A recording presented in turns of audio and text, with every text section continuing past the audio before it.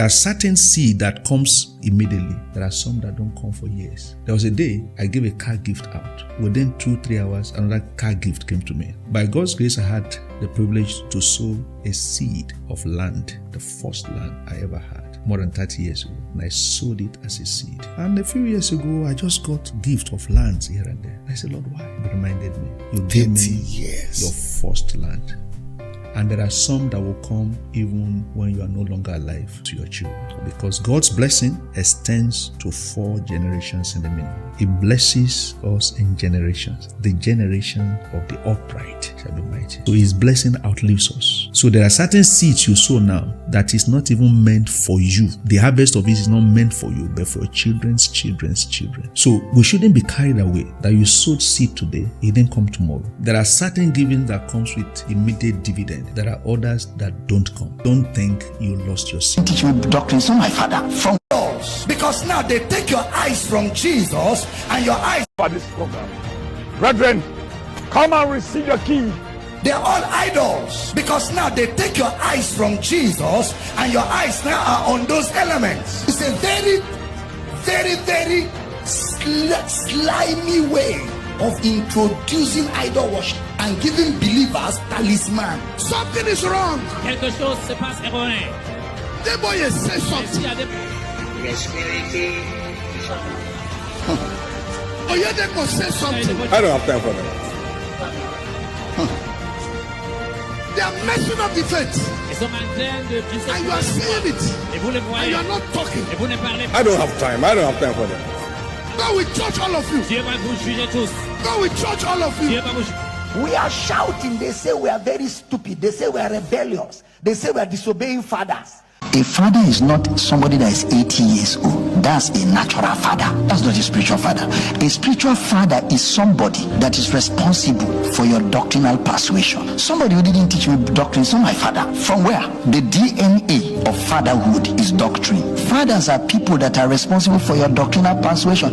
For example, I can't call these people my father because they didn't teach me anything. I respect your age as a human being, but that's where it ends. When it comes to Bible, move, shift. I know who I should listen to. Okay, so when these people commit doctrinal blunders, we don't touch their persons. We take the blunder, we bring it under the scrutiny of scripture, and we correct it. That's not disrespect. That is actually loyalty to Christ. I won't attack you. I won't call you names. I won't even call you a name. But I will take that thing you said and I will bring it to the cleaners and I will open it up and dissect it. Because if I don't, somebody who ought to be saved that may only hear you may never be saved. So all these ones, fathers. I keep telling them, who are even the fathers? We are the fathers now. Me. Some of the people they are calling fathers are my boys. They are my boys. I'm their father, whether they recognize me or not. And no matter how successful you are, your father can never be your friend or your age mate. I'm their father. I can tell their history. I can tell their formation. I can give details. So when they're talking about fathers, I just look at them. Because who are the fathers? We are the fathers. Even all of you here have that responsibility. Because if you don't, your children will be taught a God that you never know. We all have that responsibility. It's not just Abel Damina. We all have it. All this shout, I'm shouting. You know, I keep telling people that there's nothing personal I'm looking to gain in all this fight that's going on. Because first of all, I'm not fighting to collect money. If I was collecting money, they would say it's for my pocket. This is just to make sure that the gospel is well kept, the truth is preserved, because Christ died for it and he saved me, and I owe him my loyalty.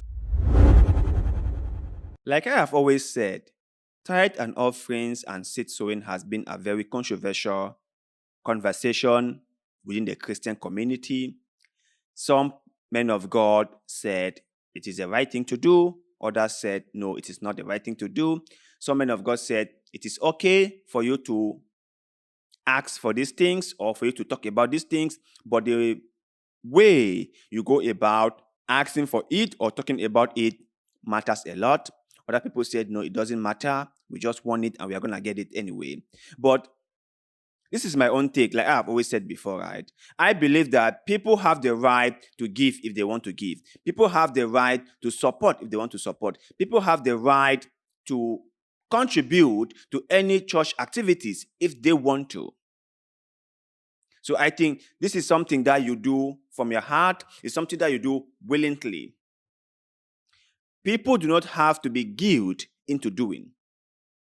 People do not have to be forced into doing. And people do not have to be public shame into doing, which is what some men of God do every day, every time. They come up with all kinds of tricks to trick the people into giving their worth to them. And you can hear the man of God in this video saying that he sowed a seed of his land to the Lord. And in return, the Lord has blessed him enormously from that day up till now. And that the blessings of the Lord do not just end with you. They can also go to your children and your children's children. So it's a generational blessings that you are doing now. When you sow seed today, you are putting in motion a generational blessing that will transcend from you to your children and your children's children, which is all good and fine, It's all good and fine. Things, if people are talking about generational blessing, then I think it's a great thing. But my only problem is that all this is a big lie.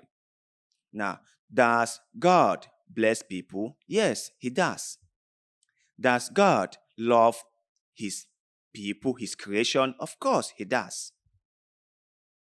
But is there any proof of any generational blessing? I mean, like physical wealth being given to people as a result of their father sowing seed on their behalf? I haven't seen that yet. So I will say no. No.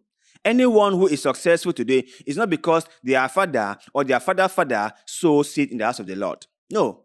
If they are successful, it's because they work hard or their parents physically transfer wealth to them. These are just the two ways people can be successful. It's either you are working really hard. It's either you are creating value for people and people are willing to pay for those values with physical cash. Or your parents transfer worth onto you. There is nothing as a spiritual blessing that was as a result of your parents sowing seed in the house of the Lord, and that spiritual blessings from the Lord miraculously transform into physical wealth. There is nothing as that. So men of God should stop lying. They should stop. And they will always tell us stories about how they sacrificed a lot, they did this, they did that, without any proof of where, when, and to who did they do all those things.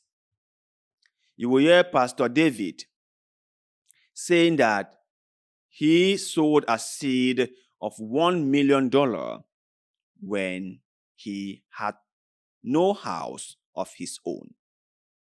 He said that on the pulpit. And my question was, are you saying that you were too broke that you couldn't afford a house, or you did not want a house? Which is it? Because for you to have access to $1 million, that only goes to tell us that you had access to a house. You were able enough to afford a house. But maybe you did not want to get a house. Maybe. And secondly, who did you sold the 1 million USD to? Which account did you send to? Which account? So people come here and they make very, very vague stories. Stories that no one can fact check. Stories that no one can even try to see if those stories are true or not, because there is no date, there is no time, there is no person, and there is no reference, just a vague story, same as the man of God is doing here.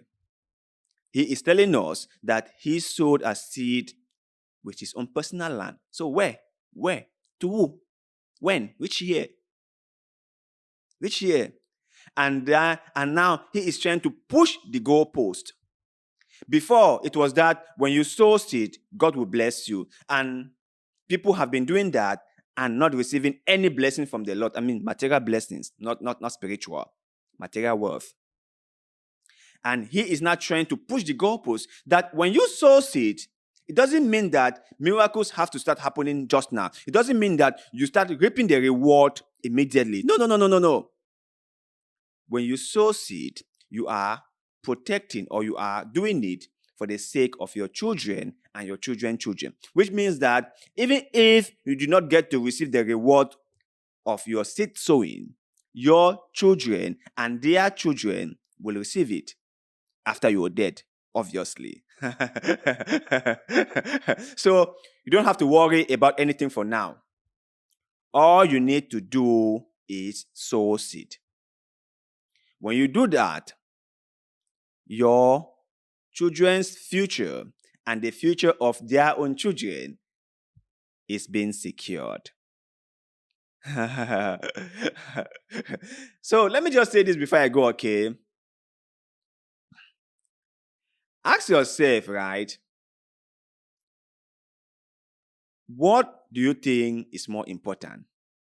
The things you can see physically, or the promises someone can give to you spiritually? Which one is more better? You must ask yourself this. Because if all the money you are using to sow seed for the sake of your children and their children were used to acquire a piece of property and give to your children, which one do you think is more feasible? Which one do you think is more credible? You sowing seed in the house of the Lord, or in the hopes that the blessings of the Lord or the reward from the seed sowing will come to you, maybe your children, or maybe their children. Or you using that same money and acquiring a piece of real estate and then give it to your child. Which one do you think transfer wealth to the next generation the most? Let me hear your take in the comment section below, because like always, we love hearing what you have to say. Please do us a favor, like this video, share it, subscribe to the channel, because that helps us a lot, and we shall forever be grateful to you.